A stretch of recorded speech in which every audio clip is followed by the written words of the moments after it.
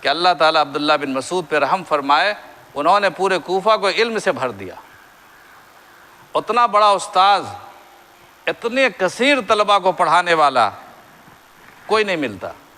روایتیں کرنے والے بہت ہیں، حضرت ابو ہریرہ کی روایتیں بہت ساری ہیں، لوگ ان سے پوچھتے تھے، وہ حدیث سناتے تھے، لیکن حضرت عبداللہ بن مسعود باقاعدہ استاذ تھے، باقاعدہ معلم بنا کر کے ان کو بھیجا گیا تھا، اور ان کے شاگردوں کی تعداد ہزاروں میں تھی، لاکھوں میں تھی، پوری مسجد ان سے بھری رہتی تھی۔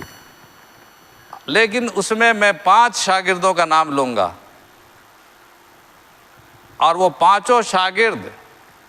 بہت بڑے بڑے لوگ نہیں تھے،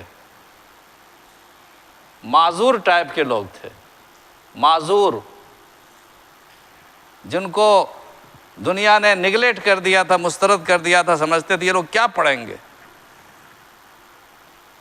اور جو بڑے بڑے صاحبزادے لوگ